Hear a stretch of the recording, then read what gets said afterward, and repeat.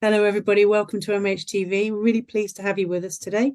We're going to be talking about money and mental health, our fantastic guest. But before we get started, let me hand over to Dave and he can tell you how you can join in tonight because obviously we really want to hear what you think too. Dave? Hi everyone. Yeah, thanks, Nicky. So as always, there's a couple of ways that you can join in the conversation tonight.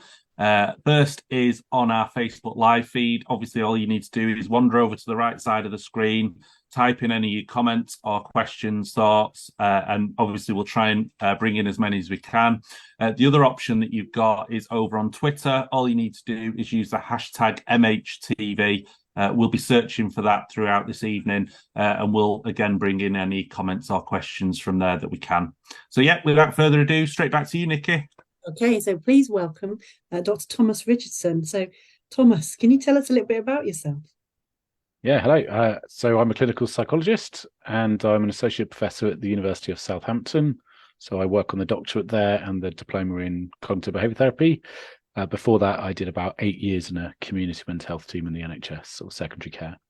Fantastic. Yeah. And we're going to be talking very much about sort of money, mental health, and sort of like the psychological links between the two. So Yes. what led you to become interested in that particular topic? Yeah, so I guess I've always been, quite interested in inequalities in mental health. And when I was a student, I was working in Dublin. I was working kind of a peer support network to try and support students with depression. And we were kind of piloting online discussion boards, that kind of things, the days before Facebook, and etc. And I knew from that, just when we were doing some research about what predicts mental health, I knew from that there was a link between finances and mental health in students, not surprisingly. Yeah. But it kind of started really when I was training to be a clinical psychologist. I was on the doctorate here at Southampton, and it's quite funny, really. It was a snow day, and I had a study day, and I was a little bit bored. And back then, it was at the time, so this would have been about 2010. There was all the discussion from the newly formed coalition, Conservative Lib Dem coalition, about whether to increase the tuition fees. And now, obviously, that was quite, a lot of debate, quite controversial for a lot of reasons because of the Lib Dems saying they wouldn't do that, etc. So there was a lot of media about it and discussion, and I was a bit annoyed that why is no one talking about the potential mental health impact of this? If we're talking about nearly tripling the impact, tuition fees from 1 year to the next, and more than doubling the amount of debt students were in, I thought, well, this is probably going to have an impact. So I wrote a letter to the Psychologist, which is like a magazine/journal. One of the papers saying, why is no one talking about this? One of the people I referenced got in touch and said, should we put this theory to the test? And that became my doctorate thesis, and that's the rest is history, as they say. And so as part of my but I did looked at that for my thesis. Did it impact mental health? And it feels like intuitively, as you were saying, it feels like it would. But what did you find? What links did you find between sort of money problems and mental health? Yeah. So I guess we've known for quite a while that people from kind of low socioeconomic status, I guess, however you define that, whatever that means, are more at risk of developing a range of mental health problems, including stuff like psychosis. I think more recently, people have digged a little bit into thinking about what particularly about that is it, and the more kind of there's the kind of growing up in a deprived household, but actually, and there's a lot of risk factors that come for that with mental health. For example, if you're in a high crime area, that kind of thing. But thinking about the more kind of here and now financial impact. So there is, unfortunately, as it's probably not surprising, and it's one of those things where I don't think there's enough research in the area.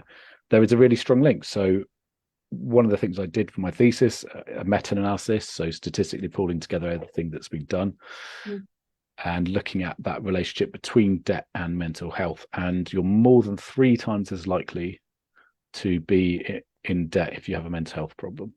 Or looking at it the other way, you're more time than 3 times as likely to have a mental health problem when you're in debt.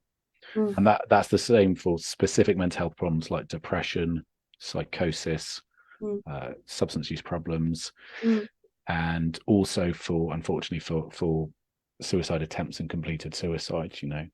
There's a very high prevalence of problem debt in people who do take their own lives.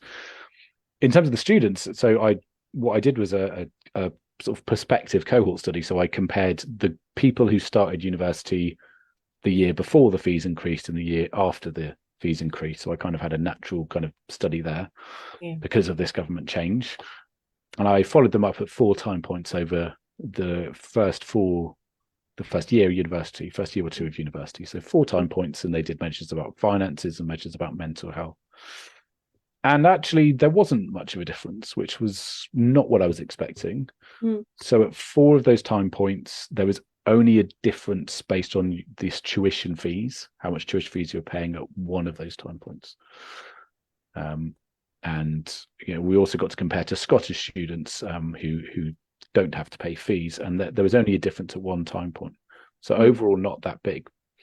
But when you look at the whole group, so take the tuition fees and the student loan out of the equation, and you ask people about how much they were struggling to pay the bills. I've had to borrow money. I've had to go without, turn the heating down, go without food, meals, etc. That strongly predicted lots of mental health outcomes. So, and chicken and egg thing, we were able to look at those changes in time. So we could say that actually the people at the start of the study who were more, financially struggling, their depression and anxiety got worse over time. So it wasn't, we could try and see that actually seemed to have a role. So that happened for depression and for alcohol problems and for general kind of mental health. Also for risk of psychosis and risk of eating disorders, that all increased over time for people who are struggling more. After you'd controlled for age and gender, there were some of the outcomes. The students who were from poorer families, their mental health also tend to deteriorate. To an extent, it worked both ways. To an extent, so we found, for example, for eating disorders, there was a bit of a vicious cycle where struggling to pay the bills increased your risk of, anorexia, etc. over time, but also those who were struggling with their eating and body image issues, their finances were more likely to deteriorate. So, in a nutshell, what I took from that is what appears to be more relevant than thinking about how much debt you're going to be in a few years is how much you can pay the bills at the moment. But my hypothesis, and I'm trying to test this out now, it might be that this increase in tuition fees doesn't have a big impact in the first year at university, when hopefully you're getting into your studies and meeting people and having fun. But I wonder if it might change over time. Those people are going to be in their late 20s now, and that's one of the studies I'm doing is trying to think about what about now, people who have been living with their student loan now, how does that affect them? So I started with students, and I've moved more, because of my job in mental health services, thinking about it at the more kind of sharper end of the spectrum in terms of more severe and enduring mental health. So you raised some really interesting points there. And obviously one of the real issues with research is you can see that they're linked, but you don't necessarily know what that mechanism is. And one of the things I guess I was thinking about is when you were talking about the kind of people born into low incomes, growing up in poverty, is that kind of, we've seen studies before talking about kind of the cognitive load of being less well off and the stress that causes. Yep. And also I think it kind of feeds into the stuff around adverse childhood experiences as well, ACEs. Yeah. So we know that having an experience of poverty is something which is the same, which has the same kinds of problems that other types of abuse or mistreatment or horrible experiences can have on somebody. And we've just seen that report about that young kid who died because he was in a home with black mold. So we can see it's perhaps not just that's true, mental state, it's actual physical, it's like a whole experience of being less likely to thrive. Yeah, it puts you at all sorts of different disadvantages. Maybe more likely to be a victim of crime, etc. So that it's complicated, and I think I started off saying that I research the link between debt and mental health, but the more, the classic thing where the more you research it and the more you find out, the more you feel like you know nothing because it's so complicated. It's not just about debt and mental health. It's about how much you can pay the bills, and it's about how stressed you are about your finances, and it's about the background you come from, and poverty and inequality, and it gets very confusing. But there are so as a psychologist, I'm interested in those psychological mechanisms, and I'm very interested in thinking about it as a vicious cycle. You know, all of the people watching here, working in mental health services, you know, we know that all of our clients, we all get stuck in vicious circles, and finances isn't any different. And there is evidence to back this up, you know. So you're struggling to pay the bills. That makes you feel depressed. If you're depressed, you tend to avoid the world. You know, it's hard to focus. It's hard to concentrate. Like you said about the cognitive load, it impacts your decision making. So that's going to impact your ability to manage finances, you know. So I did some work with bipolar disorder, where it's literally in the diagnostic criteria that impulse spending is common. But again, there wasn't a lot of research out there about that. And I did a study where we combined, you know, quantitative, looking at those relationships over time, and also the qualitative, interviewing people. And there was some stuff there which was, you know, expected, like impulse spending was a common thing. But there was other stuff which I hadn't expected, like excessive generosity when people are manic. So buying friends for gifts for loved one, giving loads of money away to charity. And then people saying, not surprisingly, that when I'm depressed, I let the bills pile up and then I chuck them in a bin. It feels too much. So it's complicated. I've got a whole model just for bipolar disorder and finances, and often it serves a function. That's one of the things I've taken away from the research I've done. We actually found that these the kind of high standards and need to achieve, which are quite common in people who are bipolar, that predicted impulse spending, and actually so did being broke. So basically, you're struggling to pay the bills, and then you have a bit of a big idea, maybe a get rich quick scheme that is quite impulsive, and so you spend money to make money, and it kind of backfires, you know. So often there's a reason behind the impulse spending, and people get themselves into these vicious cycles, as well as, you know, if you do have a serious mental health problem, it can be hard to hold down a job, and you might rely on benefits, and you might have to, you know, take a lower paid job, gig economy, etc. I think you can't take away as well the impact of being at the massive benefits system as well, with it suddenly stopping, people then having to wait a month to get their finances restarted again. And if you're living hand to mouth, you only need, and you've got very fine incoming and outgoing, you only need a slight disruption to cause absolute chaos. Yeah, absolutely. And that living month to month is very stressful, isn't it? And week to week, you know, week to week even, and when there was you know, I guess we were fortunate that we got during COVID, we had the furlough scheme. You know, I just did a special edition about finances and mental health for a journal. We had a paper from Bangladesh, and one of the factors was having no income during the pandemic, which is, you know, so I guess developing world, we're fortunate we had some, and still it was, most of the time it was like 80%, isn't it? You know, and 80% is not enough of what they usually live on, is not enough for a lot of people. So that uncertainty, you know, uncertainty and anxiety go hand in hand, unfortunately. And that lack of certainty, it's just very uncertain at the moment, isn't it? You know, it's just today, 11% inflation, worse than 40 years. So the uncertainty is difficult. I think one of the other factors I've found in my research that links the two, and that's, as a psychologist, that's what I'm interested in, because I'm not an economist. I'm not a financial advisor. Don't come to me for advice on budgeting. I'm not, you know, sometimes people approach me for, can you give us advice about budgeting? Nope. Don't ask me. So I'm more interested in the link to mental health, and that in particular, those psychological links. So one is hopelessness, you know, which we know is linked to depression. It's linked to suicidality. And we actually showed in a study that link between struggling to pay the bills was kind of mediated. It was linked by hopelessness. And a real clear finding in the literature is that actually what's kind of a stronger predictor of mental health and depression isn't how much you're struggling to pay the bills and how much debt you're in. It's how much you're worried about it and how stressed you are about it.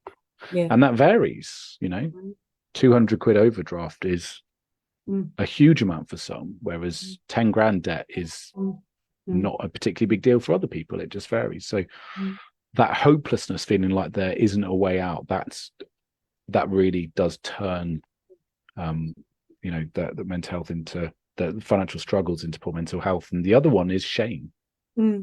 How ashamed people were.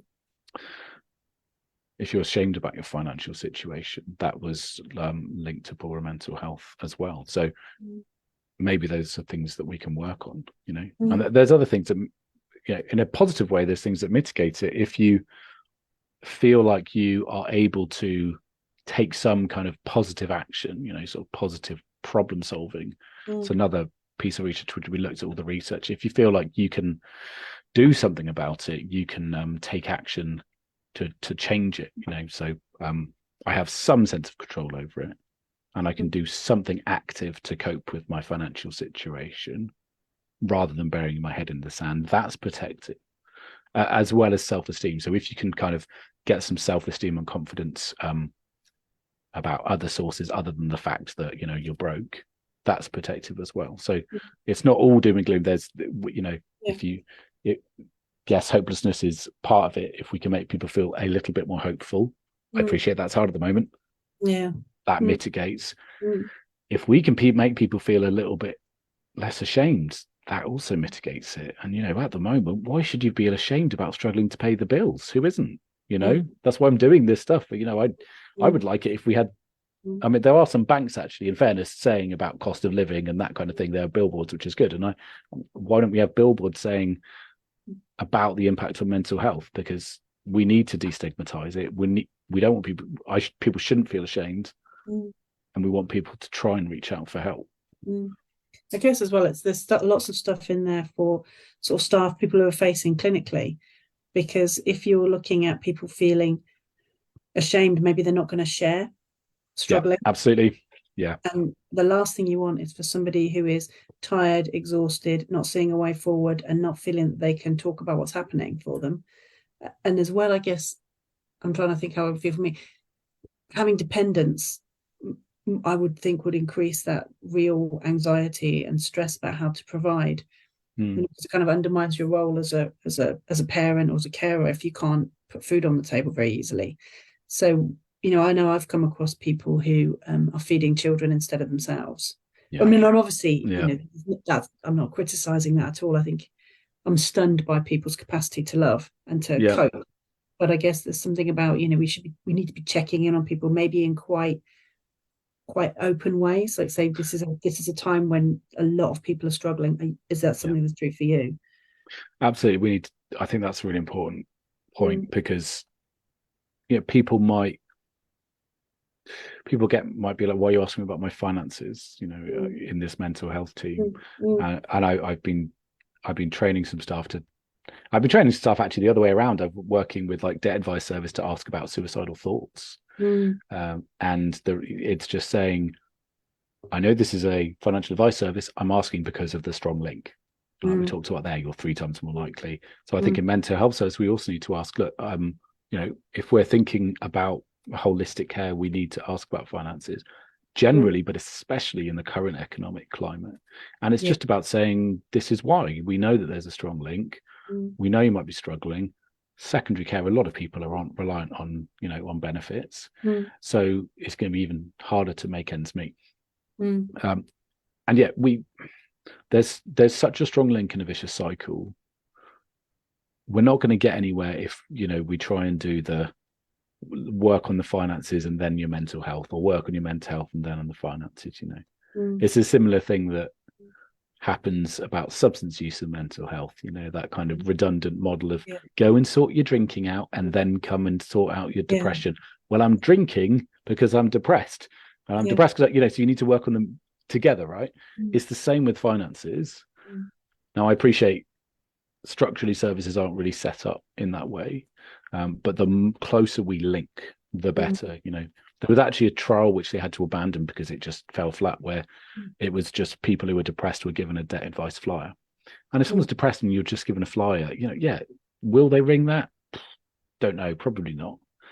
So if you can actually get someone from the Citizens Advice Bureau in the mental health team for half a day a week, and then it's not just ring this anonymous number, it's for a conversation this is Karen. She works with financial advice. She's linked with our team. It's just, the more you can link services, the less friction you have, Absolutely. So people don't fall between the gaps, the better. So absolutely, we should be asking, where I used to work, we used to have it as standard in a kind of initial assessment letters about financial situation and asking about debt. We used to have as standard when people are discharged from the ward or the crisis team about, housing is quite standard, but finances within that as well. And don't assume your clients are going to know, because they might not feel like they're able to bring it, but it's relevant to your mental health. Of course it is.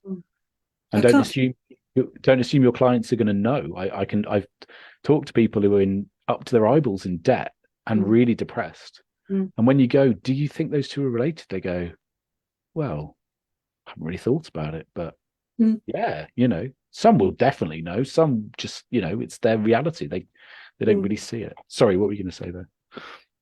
Oh, I was going to say there can't be a single person who's worked in the community who hasn't had that awful moment of going around to someone's house who's depressed and them giving you like a plastic bag full of like red notices. Yeah. Oh my God. Yeah. This is information I could have used a month ago. And I hope to get straight in, but you can understand why, can't you? When someone's absolutely at peak capacity for coping, all they can do is just keep going. When you start to get this stuff through post, I can understand why it just goes into a bag. Yeah. And people can manage it. Yeah, but you don't have to be a financial advisor yourself to just go, right, this is a big bag, but as we did in CBT, one step at a time, let's just focus on one of those, see how that goes and work our way up. That's going to help them. Those little changes. Being made homeless for sure in this crisis. And I suspect that's going to go up. Yes. Yeah.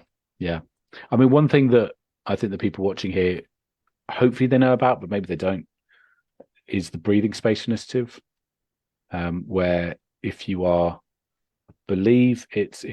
under a crisis team or you're in a ward for mental health, then they can't be sent those red letter notices. They have to freeze the interest. Bailiffs can't come knocking on your door, etc. And that's really good. Everybody does know about that, Yeah, because I've told people before and they've been like, what? This is useful information. I'm like, you're in a crisis team. How do you not know this? Yeah, so we'll tweet that out. That's a really useful thing. And there's also if you just search for the debt and mental health evidence form, there's also, you can, as a mental health professional, any mental health professional, or GPs do it as well, fill it in, and it's what is the impact of mental health on finances and vice versa, and you can send that to the creditor, be that council, be that parking fine, be that a major creditor, and they should take that into account. They do have a duty of care. They are meant to look after vulnerable customers. So that's another important practical thing that people can do, which maybe not everyone knows about. Yeah. I think as well, it's only really been in the last, I think, about 6 years that banks have started to get on board with much better care for people who are vulnerable. With people like money and mental health and people like that who've really helped to say, I mean, I can remember being on ward managing and having people who were clearly unwell, who were under section, being sent credit cards to a ward, to a mental health hospital. And you're like, really? What are you doing? So I mean, like, that was a little bit of a discussion there. But it's extraordinary to me what people have got away with, and the fact that they're only just slightly, we're just coming around to the fact that actually you can't make someone sicker. You need to stop that kind of behavior. And it's a shocking time still. Yeah, I mean, bipolar disorder is a case in point where people can rack up huge amounts of debt. And I have bipolar disorder myself, so this is a particular interest for me. I'm coming to talk to you in a few weeks about bipolar disorder, and this is an intersection of my two interests: finance and mental health, and bipolar. And that can be especially destructive because people can spend like 10 grand in a day just like that, and to them it's a good idea. So I am trying to work on technology solutions. We've just published a paper where we're looking at kind of technology as a solution rather than a problem for impulse spending, because the problem is everything's frictionless. Amazon can save your card details, and you can buy stuff with your thumbprint or your face ID. You can just do it at the click of a button, can't you? You can order everything online. So impulse spending is just ridiculously easy, and that's a huge. It's ridiculously problem. easy for everybody, but so it much is, yeah. So and he's awake all night. Maybe other people aren't around. It's just there's so much that could go wrong there. And the comfort spending, that was another thing. Comfort spending, buying stuff to make yourself kind of feel better. So we're trying to work on technology as a solution there.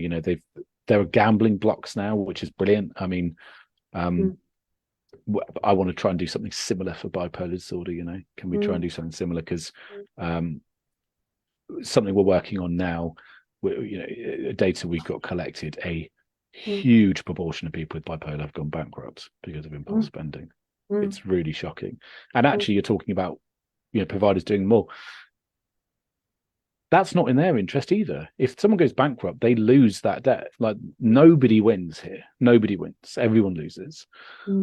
So I think there is progress. And you said about Money and Mental Health Policy Institute, which is set up by Martin Lewis. They're doing amazing work, and it was them who kind of got that breathing initiative legislation on the agenda. So they're doing really good work. This is life-saving for people. Yeah, absolutely. Yeah. So, Dave, did you want to ask any questions? Because we're like chatting away without you here. Sorry. Yeah, it's been interesting to listen along, and I suppose one of those things that often happens is kind of every time you think, oh, that'd be a question I'd ask, and then Tom answers it before you even ask the question. Sorry.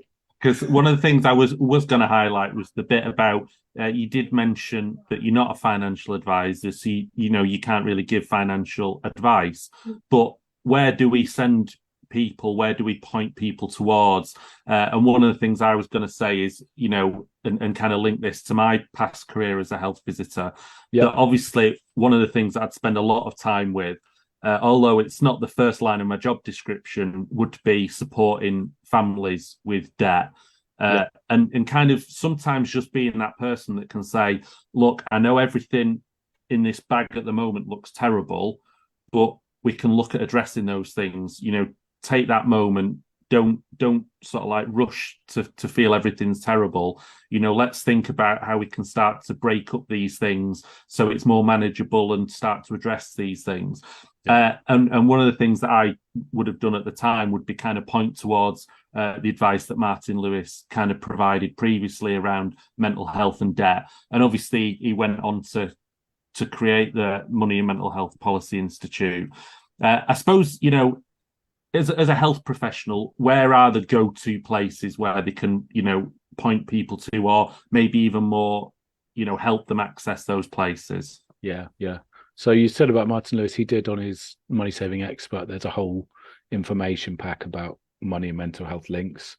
I think the Money and Pension Service has also done one.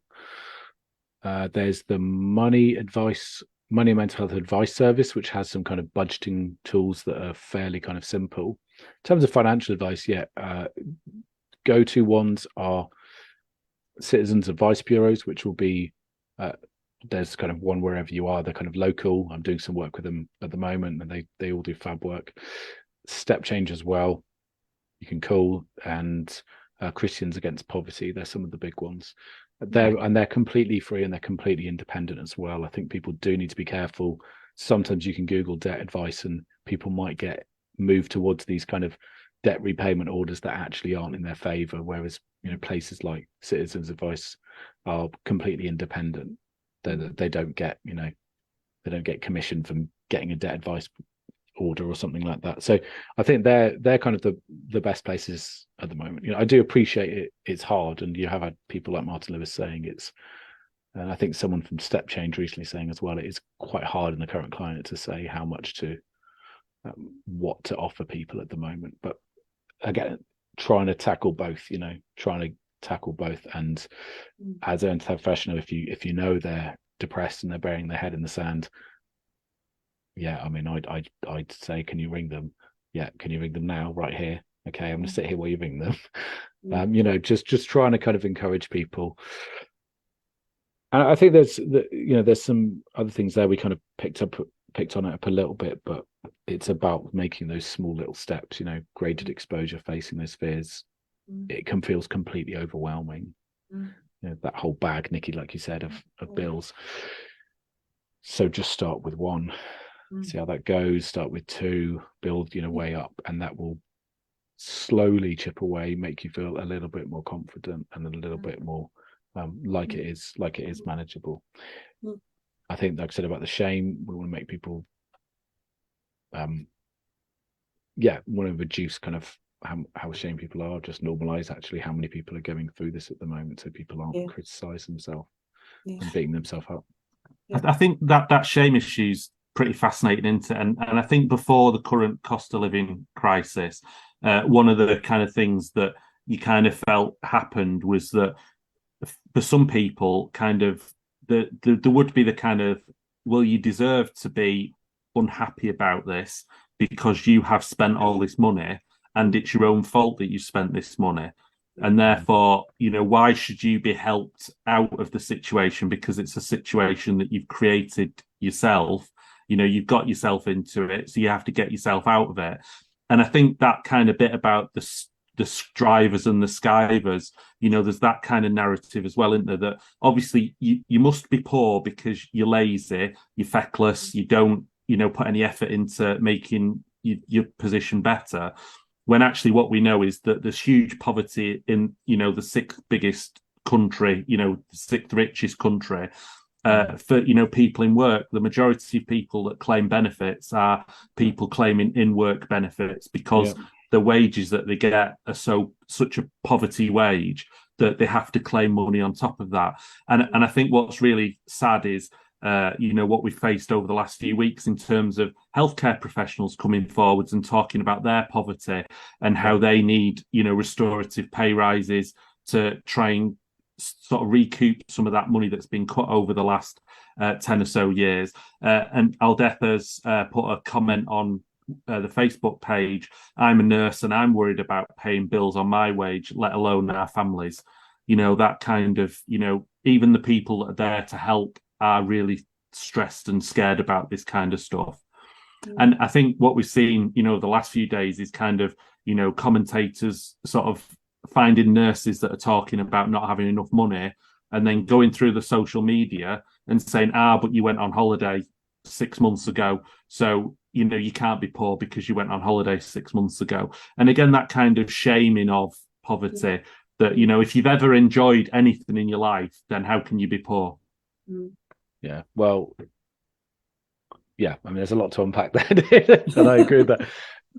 But you should be able to have those little pleasures in life, shouldn't you? It shouldn't have to be that choice between the bare essentials. And it is, unfortunately, at the moment, people using food banks in work, as you say. And I think there's the other thing that, I mean, this is my hunch. I don't think there's any direct evidence to back this up, but we know there's a lot of evidence about inequality in mental health. And I think probably that kind of self-criticism and shame is maybe part of that, because if you are, I'm working, 60 hours a week and I still racking up debt, I still can't make ends meet. And then you see other people who are, living that life and going on the fancy holiday and buying a new car, etc., because that's still happening even in the current economic climate. It's very hard to take, isn't it? So that can compare yourself to others. There is a really shocking correlation between how unequal a country is and how much mental health there is and various other problems. If you haven't read The Spirit Level, you should read that. Louis Apple was talking the other day about how the suicide map and the poverty map just it's not a shock that this happens. So I guess because it can feel terribly overwhelming, can't it, when you look at a complex problem like this? But it's a human problem, and there are things that staff have in terms of skills that will be helpful, because if we're breaking it down into organization stuff, if you're any kind of health professional, you can organize, you can talk to someone, you can stop someone from feeling alone.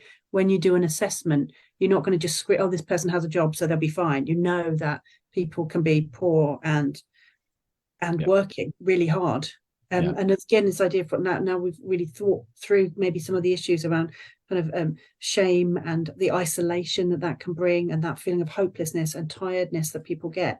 It's almost exactly the same thing as physical pain, in terms of pushing people towards depression, anxiety, suicidal thoughts. So we know we need to talk about that. And all staff, I've had a message from one of the students saying, I feel a bit embarrassed talking about money. We talk about it's a British thing, isn't it? We talk about people's wish to die. Yeah, we can talk about cash. It's not going to kill us. Yeah, I think it's important to just think the skills that you have in one area and your humanity, your ability to empathize with people, that stuff can transfer over. You don't need necessarily a whole new training to do something that you do in different areas. It's about remembering to sort of bring it all together, I think. Yeah. We are very near the end.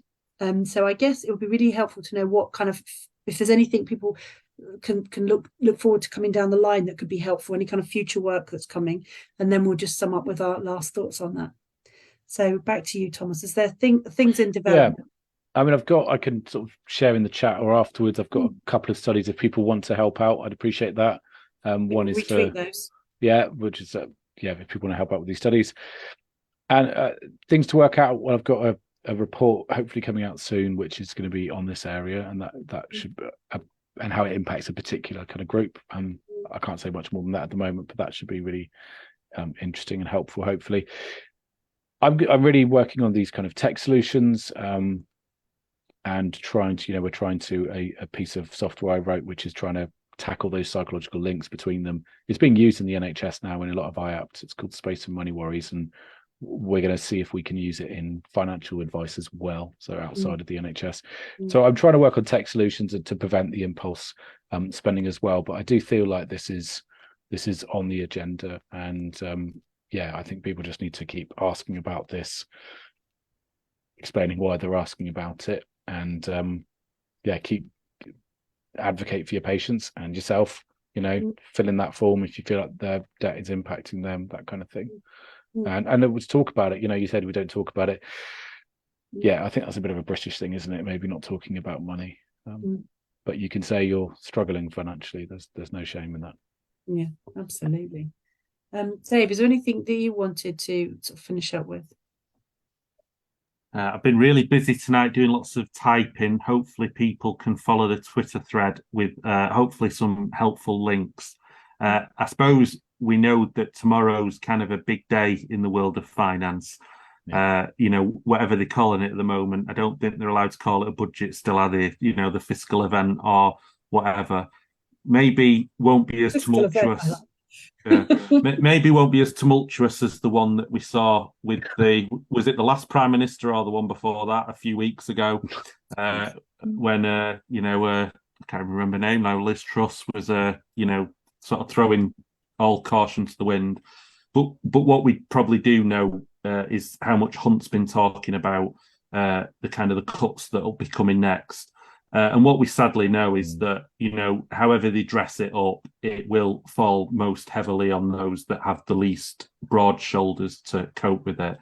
And the pressure that will put on our members and all the other people out in the health service will become even more kind of, pressurized to deal with it. But what we know, and I know Tom's already given some examples tonight, is that, there's so many people trying to do so much good work in this area and to push back against it. And I suppose wherever we can be an ally to that work and to help, then, obviously it's emboldened on us to do it. Just, that breathing space, like you said, it didn't come through sort of the graciousness of a government minister turning around and saying, oh, I'll be nice this month and do something that could be quite helpful. It came through, kind of the misery of people that, had personal tragedy because of the problems, and through charities and organisations fighting back against it. So, obviously, if people can support those organisations and, give them time and effort, then hopefully, we can start to improve things. And again, hopefully, there is, light on the horizon where, hopefully the political sort of situation will change, that, obviously the Conservatives have had, a real battering, and hopefully that will continue when they're, bringing in policies that are doing great damage to our society and those that are poorest. So hopefully not too negative there. Hopefully there was enough threads of hope in what I've said. But again, great to hear Thomas's thoughts tonight, and looking forward to when you come back in a couple of weeks' time to cover another subject.